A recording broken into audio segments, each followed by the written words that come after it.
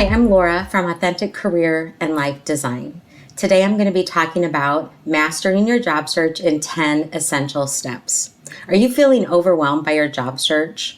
Are you unsure about where to begin or how to stand out from the crowd? You're probably not alone. There's a lot of people out there right now who are looking to make a change or starting their first job search. Finding the right job can be a daunting task, but with the right approach, it's completely achievable. That's why I've compiled these 10 essential steps to help you navigate the job search process with confidence and success. As a career coach, I've helped countless individuals land their dream jobs by mastering these fundamental principles. Whether you're a recent grad just starting out in the job search, or you're a seasoned professional looking for new opportunities, these steps will empower you to take control of your career and achieve your goals. So let's get started on mastering your job search. Hi there, welcome back. As I said, today we're going to be mastering your job search in 10 essential steps. And you can see on this slide what the 10 essential steps are. And for today, we're going to spend some time just going through each of them briefly. And then in subsequent episodes, you'll be able to see more detail on each of the 10 steps. Okay, before we begin, I forgot one part, which was this. I want you to think about how long have you been thinking about a job search, right? How long has it been on your mind? Think about that. Say it out loud. Tell me, I'm listening, right? So most people have been thinking about it for a really long time, and they put it off for several reasons. And a couple of those reasons are, number one, it takes a lot of time. Let's be honest. Time is a commodity most of us are short on, right? The job search may feel complicated. Maybe you haven't done a job search in years, 10 years, 5 years, 1 year. It's completely changed. And so maybe you're not sure about how to do that, okay? You hear that online applications are just this black hole, who knows where it goes, right? And then it might just be difficult to navigate. And let's face it, job searches can be really hard, but don't worry, I'm breaking this down in these steps, right? And so it's gonna require some work. I'm gonna walk you through it, but you're gonna have to do the work, right? So are you up for the work? So the first step is defining your path. And we know this, right? A goal without a plan is a wish. You've heard that before. So we're not doing a job search wish. We're not wishing for a job search. We're going to have a job search plan. And we know that if you've ever set a goal, you need to have a plan. So here's where I want you to start. I want you to think of answering this question. What are you seeking in your next position, right? What kind of job are you looking for? And I know that when you say, I want a job as blank, that's not all, right? So many people say, yeah, I want to do this, but I want to work at an organization that values this. Or I don't want to work in a place where I work inside all day. Or I want more flexibility, right?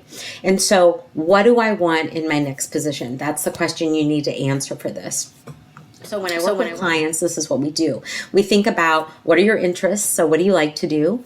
What are your values? What's important to you? And what are your skills? What are you good at doing? When those three things meet, it's probably a good fit, right? So maybe right now your value is you just need to make a lot of money and get out of debt, right? That's totally fine. That fits with your values.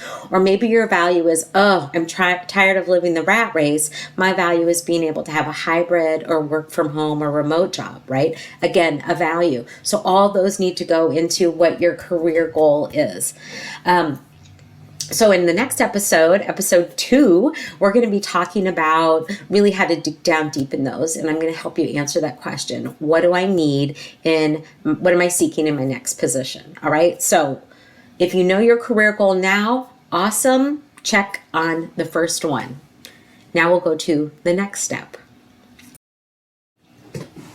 Okay, great. So the next step is research your field. What this means is you need to gain insights into your chosen career field or field of interest.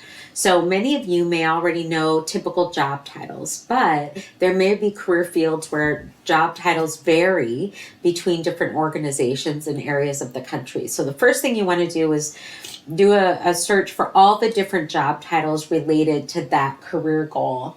You can do this by going to popular job search sites like Indeed, LinkedIn, just doing a Google search. But what you can do is type in a career field and just put job titles, and it'll list you give you a list of those.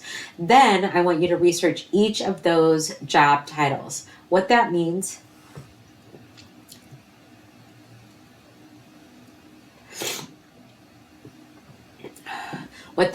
is that for every single job title, you're going to look up these things, which is, what are the skills needed? It'll tell you that. What kind of educational background do you need? Do you need a certificate? Do you need a particular degree for that? Do you need an advanced degree? So you need to find that out. What is the job outlook? What that means is there going to be a job for you as you're looking? Are there areas of the country that have a greater need for people looking for these types of jobs? You need to learn that. Then you need to learn, what's the typical salary? What's the starting salary? What's someone with experience? And then also, what's the career path? So if you start here, what's the next thing for you? And the last thing you want to learn is everything you can about the job. What is it like to do the job? What kind of personalities work well with that? And what I mean by that is, are you going to be talking to a lot of people throughout the day? And if you have a more introverted personality, is that going to be a good fit for you? So this step is really learning everything you can. So you may be thinking like, oh, that sounds really hard. I'm going to give you my 3 favorite websites to do this, and they'll be listed here. One is ONET Center. ONET Center. The second one is Occupational Outlook Handbook. Just Google them, or they should be listed here. And the third one, which is my favorite, which is Career One Stop. These are all 3 organizations and websites that come from really the same information, which is the Bureau of Labor Statistics and the U.S. government. So it tells us then a little bit about those careers. So for those of you who are international job seekers, your countries may have similar ones, or job titles in certain industries are going to be very similar throughout. You'll just have to look for the nuances in different countries. So that's the next step, researching your career field. So find everything you can. For those of you who are just starting out in the job search, this may take you quite a while to do that. For those of you who are just looking to make a switch and you've been in the field for 15 years and you just want to make a change, this is just to brush up and get more information about what your field is like right now. Hi there, we're on to step 3, which is crafting your resume. A lot of people think this is actually the first step in the job search process, and most people spend way too much time and energy on it, but I will tell you that it is an important piece. Having a resume. A resume, not only just to have a resume, but it'll help you build your LinkedIn profile. It'll help you, again, know what you're seeking and help people know how to help you. So it's an important part of the process, but I don't want you to spend too much time on it. So one thing I want you to know about resumes is that dig out whatever resume you have, and what you want to do is really overhaul it. Resumes really should be focused on a couple of things. The first thing is it needs to include key words, and I'll go into this in a succeeding episode, which will be crafting your resume. But then we'll go into much more detail. But basically what you want to know, the difference in today's resumes is that, first of all, you don't need to have your address on it. You can just do city, state. Please do not put your picture on it. That's just, HR doesn't even want to see your photo. Okay, that's not a part of it. So don't do that. But there are a lot of different ways to do a resume. So the things that you want to learn about is you have to have keywords. What that means is that because you've done your research, because you have a career goal, now what you're going to do is go find a whole bunch of jobs that have a bunch of job descriptions, and they're going to give you the keywords that you need to use. Again, I'll go into more detail in a later episode on this, but you need to have your keywords because, like it or not, robots are looking at your resumes. What that means is that a lot of organizations, a lot of medium to large size organizations, are just collecting resumes, collecting information on the online websites, and those are running through what's called an ATS, which means Applicant Tracking System. They're just putting in the keywords that they want, and all the resumes that have those keywords are hit, and they move on to the next phase. whatever that is. Doesn't mean it's an interview or anything necessarily, just the next phase. So what that means is that if you're in a field, you need to make sure that you're using the language and the key words that those employers are seeking. Okay, so that's really important. So basically this, you still need a resume, even though you're probably going to end up just copying it and pasting onto the online portals. And I know everyone hates that. There's lots of fun memes about that. But you still need a resume. Another reason you need a resume is to remind yourself of all the great skills that you have. So it can be really helpful to work with a career coach. Again, I'm Laura with Authentic Career and Life Design. One of the services I offer is resume and cover letter writing. And so I'd be happy to meet with you. We can do that virtually. And so that you have a resume that speaks to who you are, what your skills are, is appropriate for the career field you're seeking, has all the keywords that you need, and is in a master format so that you can change it as you need. So that's just a little, that's my little sales pitch. So again, resumes are really important. Okay, we're at step 4, which is network effectively. And I know so many people really hate networking, and I'm going to kind of talk to you about what it really is. So did you know that 90% of all Americans, we'll just say that, they hate small talk? Even extroverts, right? They can really shy away from it. And so that means that most people think like, I'm not doing networking. I'm not going to a networking event. But I'm not necessarily talking about stereotypical networking events where you're in a room full of strangers, glad handlers who all they want to do is meet and greet and see who the next big thing is.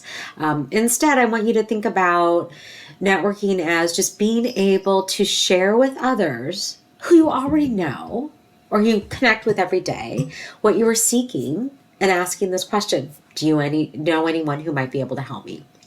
So what that means is then, again, you need your career goal, right? You've done your research. You've got a resume. Now what you want to do is come up with some sort of easy segue. So let's say every day you go to the same coffee shop, or let's say you run into someone in the grocery store. That's a great one, right? You run into someone in the grocery store or somewhere like that that you haven't seen in a while. Just have the scenario play out. So like, hey, Sarah, how are you?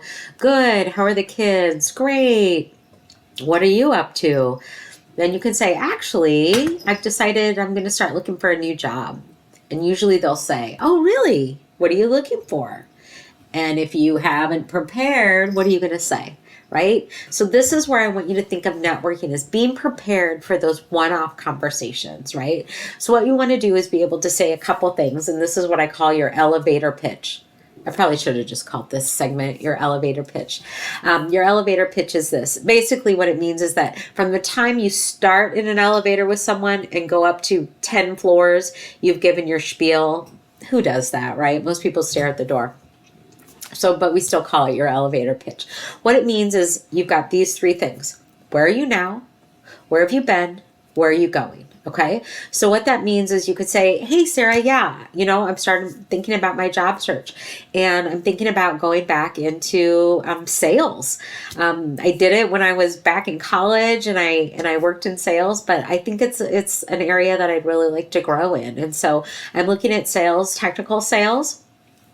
I've worked for years in the tech field, but I've never been doing sales. So I'm interested in sales. It's related to what I've done in the past in college. It's what I've done. It's in the field of technology that I know right now. But I think I'm going to look for an organization where I can do some outside sales and be working with customers and clients and selling them packages around whatever, XYZ. Maybe it's higher education software. Maybe it's under healthcare technology, right? Whatever it is. So you're going to say that. Okay. Do you know anyone in that field? You might be surprised who might be able to help you. And Sarah's more likely to say, oh, you know what? My neighbor. Right? You never know. So you have to have your pitch. Where are you now? Where have you been? Where are you going? All right? Okay, step 5. We're halfway there. Step 5 is seek expert guidance. And what I mean by this is go to people who can help you, right? So I know it's hard often for people to go out and ask for help, but remember when I said before, find someone who's doing that job and talk to them about it. This is a good place to do it. So if you know someone who's already doing this work that you're seeking, call them up, invite them for coffee, invite them for a drink, go grab lunch, your treat, and ask them, pick their brain, and just say that. Hey, Joe, I've been really thinking about doing this. Can I buy you lunch and can we sit down and talk about it, right? What do you like about this field? What recommendations do you have for me? Would you take a look at my resume, right? So ask experts. So that's one type of expert. Another type of expert is to go to your alumni. So if you graduated from college, I guarantee they have a career center and I guarantee they have an alumni network. So reach out to that group because people love to help other people. Also, LinkedIn, if you're on LinkedIn, see who you know who are friends of friends who are doing what you're interested in and reach out to them. Another form of expert, though, is also a career coach or an executive coaching professional. So that might be someone who could help you as well, give you some tips and advice on how to navigate through this process. That's step number 5. Okay, we're at step 6, which is utilize job search sites and tap into the hidden job market. So it's sort of a twofer here. So what we want to help you understand is that there are 2 places where you can find jobs. One is all the online websites, and I'll talk about that. But the other is what's called the hidden job market. And this used to be much more powerful in that a lot of jobs were not posted anywhere. But now, because of federal regulations and EEOC requirements, employers are required at the federal level, at least in the United States, to post all of their positions, right? Now, whether or not they post it for everyone to see is a whole other matter, right? And so you need to be able to tap into both markets. So the first one I'm going to talk to you about is the hidden job market.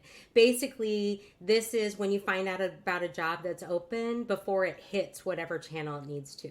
There's some organizations that only have to post it on their website for 7 days, and others have a whole other process they need to do. So what you need to do, and this is where we go back to networking, right, is you need to let everyone in your network know that you're seeking a job. And because you already have your elevator pitch and your goal, you're able to say that explicitly to them. So make sure that you are tapping into your connections. What that means is being on LinkedIn.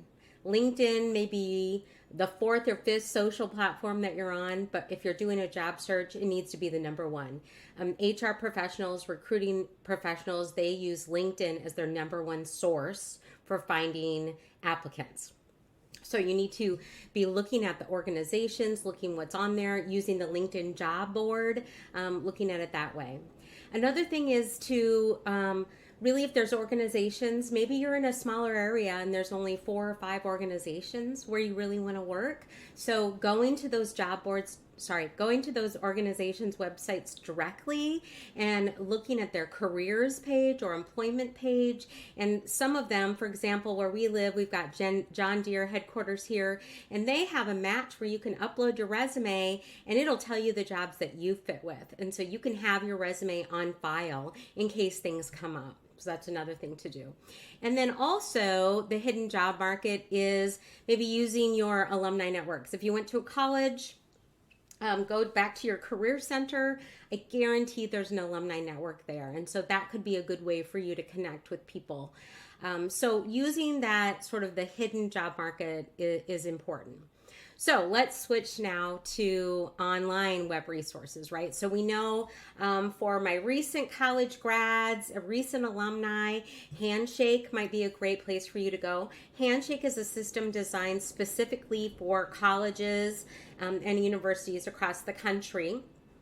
And so you're going to need to have a unique username and password and have access to that. So you'll have to go again to your alumni office, your career center, and they will give you the an account in that. So do that. Indeed is a great place to go. Google Jobs, LinkedIn, again, all of those. And what we're going to talk about in the next segment is apply strategically. So I don't want you just applying willy-nilly everywhere, but I want you to kind of get a sense of where are those jobs. Let's say you're in a field that is very specific, and we know that, let's say you're an architect, right? And you're looking for architect jobs.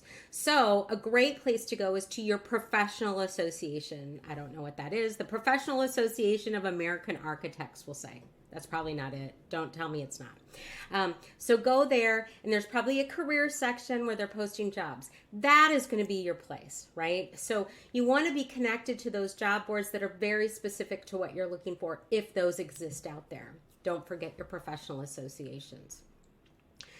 My favorite way to do this is to just simply go to your favorite search engine and type in a job title, job, or internships, if that's what you're looking for, sites.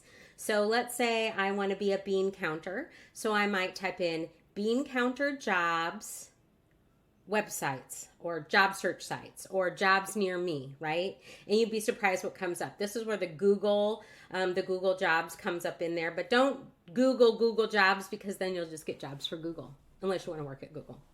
All right, that's step 6.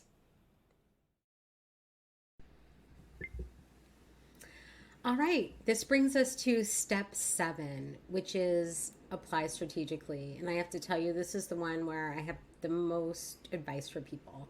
I can't tell you how many people have said, oh, well, my brother's son, he's been looking for a job. He's applied to 850 jobs, or it's taken 7 months for me to find a job.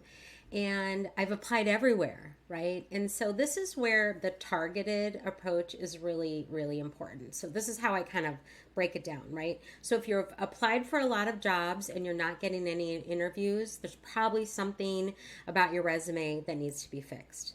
Number 2, if you are getting a lot of interviews, a lot of bites, maybe you're being invited to that screening interview where you have to record yourself, probably need some practice with that. Or maybe you're actually going on interviews and you're not getting the position.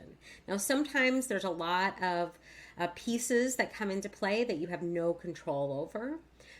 However, there may be some things that you can do with your interviewing techniques. And so we'll talk about those in step 10.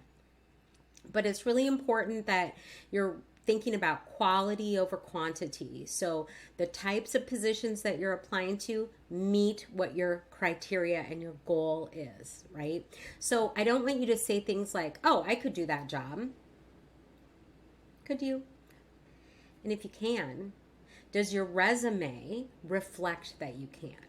Your resume is speaking for you, right? So if you've got things missing from your resume that make you think you're qualified for that job, you're going to need to update your resume, right? So quality over quantity. So making sure that you're doing those targeted job searches. You're applying for jobs where the requirements fit with what you have on your resume.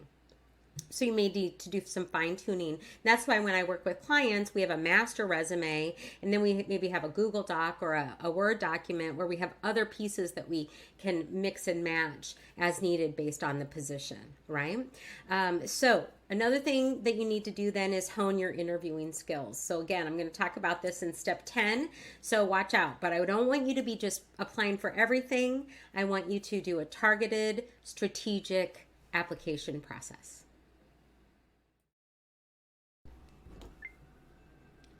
Okay, now we're on step 8, which is attend career events. And I don't know if that's really the right word for this, but engage in career events. And these days, it's much easier to do this because most, if not all, are online. There might be some local career fairs or events or networking events near you. But there are countless opportunities for you to engage with employers in a variety of ways. What that means is you need to really be connected to those. So many organizations host their own career events. What that means is they might do open interviews, or they might do an open house at a local career fair, right? So be in touch with what are the local career fairs going on around you. There are also opportunities that you may not have heard of before, but Forage Job Simulations, FORAGE.com. They actually do job simulations. And what this allows you to do is understand more about what it's like to do a certain job. So if you go to that website, and you should be able to try out a different field. Now, the key is this: many of those organizations sponsor the job simulation. So, for example, I was just on there, and Chase has one on there for something in finance. So I could go through this 30 or 60-minute job simulation where I actually complete a project. So then I understand a little bit more about what that job is. But then my information is given to Chase, right? And so that could be an in. And there are tens, maybe 100 on there. So be sure to check out Forage. Also, this is a good step for those of you who are still trying to figure out what is it that I want to do. Go through those job simulations, see what's in there, because there might be a different way for you to use your skills that you haven't thought of before. And then also there are a lot of free online career fairs and recruiting events. So just like I said before, open up your browser, type in your job title plus career fairs near me, career events online, and things could come up. So we'll use a different example. Let's say you want to be if you want to be a teacher, right, you know how to find those. So that's not a difficult one right now. But let's say you want to go into like UX web design. So you could type in UX, user experience designer, and UX design fairs near me, job events near me, and see what comes up. You'd be surprised what comes up. So don't forget to use and attend and engage in career events. I also didn't really talk about this, but this could mean going to chamber. Your local chambers of commerce might have events that you should be going to and networking. So any type of networking event in your area, small businesses, things like that, get out there, bring your elevator pitch, bring, have a copy of your resume to send as a follow-up for anyone you meet.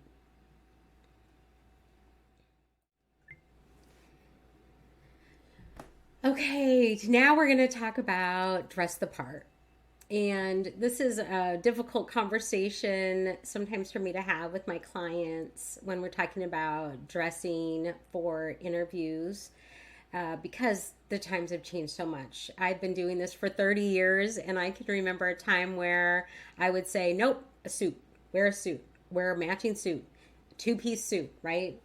And I would say what the men should wear and what the women should wear. Those days are all gone, right? So what I talk to people now about is just think of it this way. Employers can assume that this is important, and this is the best you're going to ever look. Right? So if you don't make an effort for a job interview, what are you possibly going to look like when you come to the job? And if that's important to them, if it's important for part of your job, then it's going to be important for you to dress that way. If you're going to be working remotely and, no one cares whether or not you have pants on, that's a whole different thing. Although you do need to wear pants to an interview, please. So that should go without saying, by the way. So these are my rules around one of my advice, my guidelines, I'll say, around interview attire. It really should align with your own culture, your own religion, your gender identity. You want to make sure that those things, that you're being true to who you are, because you don't want to have to then pretend or fake something once you get there. However, you need to also project a polished professional image. So if you're in a field that is more traditional and conservative, let's say accounting, most business, sales, things like that, you're going to want to opt for conservative formal attire, such as a shirt, a suit, a tie, pantsuit, skirt suit, those kinds of things, right? But for less formal fields or workplaces, you can I would opt for what we call business casual, right? So you're still wearing a nice shirt, maybe you have a cardigan or a jacket on. I always say a jacket, but maybe it's not a matching suit. So maybe you're wearing jeans, maybe you're wearing a different pants, so it doesn't have to be necessarily a suit. But again, that's going to be more business casual. So the balance is really between find out what is the dress code. That's easy. A lot of organizations post that now as part of their recruiting. And just find out, talk to someone who works there and ask. What you want to make sure though is that whatever you're wearing fits. Okay, so it fits. And that if you're in person, nothing is distracting, right? So you're not wearing too much cologne, you're not wearing too many body sprays. You don't want to wear flip-flops or sandals, okay? You don't want to have like janky things that are ripped or torn. I know that's really popular right now, but that's not what you want to wear for a job interview. You can wear that other places, but not for an interview. You want to steer clear of clothing that is too tight or anything that might distract from what you're saying. You want to be remembered for your skills and experience, not for what you wore. You don't want them to even remember what you wore, but that it wasn't alarming. Okay? So, the biggest part of this is when you dress well and comfortable and confident, then you are comfortable and confident. I can't tell you how many clients of mine came back and said, I'm so glad I wore this or that. When I walked in, there was a room full of people waiting, and I felt really good. I felt like I looked good. I looked well. I was very confident. And you could tell the people sitting there who were looking at people who were dressed up more professionally, and you could tell that they were like, oh my gosh, what did I do? So dressing the part, this is sort of gone by the wayside. I won't let it go. It's really important. If a job interview is important enough for you to get a new outfit, iron it, get your hair cut and trimmed, take the yucky nail polish off your nails, then an employer is going to know this is important to you. We're almost done. It's our final step, step 10, acing the interview. And I have a lot of things to say about this, but I'll try to keep it short. If you're still listening, hopefully I have people still listening out there. But the old adage holds true, right? If it's worth doing, it's worth doing well, right? So preparation is the key to this. I can't tell you how many times I've received frantic calls from clients saying, oh my gosh, Laura, I have an interview tomorrow. What do I do? Well, I'll give you the advice I give them. But really the best thing to do is don't wait until you have a scheduled interview to prepare for your interview. Prepare now. It's part of your job search. It's part of your preparation. All right. And so what I want you to do is know that waiting till the last minute to prepare for an interview is not the best. But if you do find yourself in that situation, here's what you're going to do. You're going to take a piece of paper or open up a Word document, I don't care. And on one side of the page, I want you to list 10 skills that you possess, all right? And those are, go to your resume. Those are skills, preferably skills that are related to the job, but they can also be general, what we call career readiness skills, right? Communication, teamwork, technology, leadership. I'm not going to list them all. Those general skills, but also what are those very specific skills, the kind of keywords that you researched earlier. I want you to put 10 of those on one side of the page. Then I want you to put a line down the middle of that page, and on the opposite side, opposite each word, I want you to think of a time when you demonstrated, used, learned, etc., that skill. So if you say I'm a great presenter, then you're going to talk about a time when you did a really great presentation. Okay, you're going to have a story for each of your 10. It's a lot. But if you're waiting until 11:30 p.m., what's another 2 hours up preparing, right? So think of that. Now you're going to have this arsenal of stories and examples to be able to give. And it may be hard for you to do this, but it's a chance for you to think through all of those different times when you use those skills. Also, it's a good check about whether or not you feel confident with those skills. So if you put a skill on your resume that you don't really have, this will be a good one to figure out how you're going to answer any questions to do with that. So if you have more time, here's what I want you to do. Just go out on the Google and do a search. Frequently asked interview questions. Better yet, frequently asked interview questions for, and put your job title. There's great information out there. So now you have this list, practice them. Find a friend, a parent, a family member, a mentor, your dog, your cat, I don't care who. Actually, it's better if you do it with an actual human. The best thing to do is do it with a career coach, because what they're going to do is not only listen to you, but they're going to give you some feedback on it. So some typical things, no more than 2 minutes for most questions, unless it's a multi-part question. Focus on the skills when you answer, right? Give the full story, beginning, middle, end. Everyone forgets the end.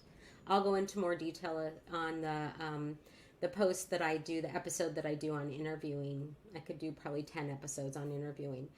But so for the time being, either make your list anyway, even if you're not cramming, but then also do your frequently asked interview questions. And this is a service that I offer too as part of the career coaching package. I can do a practice or mock interview with you. So don't forget to go to authenticcareers.com and you'll find that information. Hi there. Thanks for listening. I'm so glad you stay tuned. I don't know if anyone's still listening, but for those of you who stuck with me, thank you so much for listening and in engaging with me today. I hope these 10 essential skills steps for a job search were really helpful to you. And let me know if any of them worked or if you've got others that you'd like to add to this list. I hope that after listening to this, you'll have some clarity and focus about what it is you're seeking, what it is you're applying. You'll be strategically applying, which will give you a competitive advantage. You're able to share with people what you're looking for. You're able to tap into your network and use your time really wisely. Know that there'll be more episodes on each one of these. We also have a blog post about this. So again, thanks for listening. I'm Laura. I'm with Authentic Career and Life Design. I've been a career coach for 30 years, and I'm here to answer and help you through all your job search and life design questions.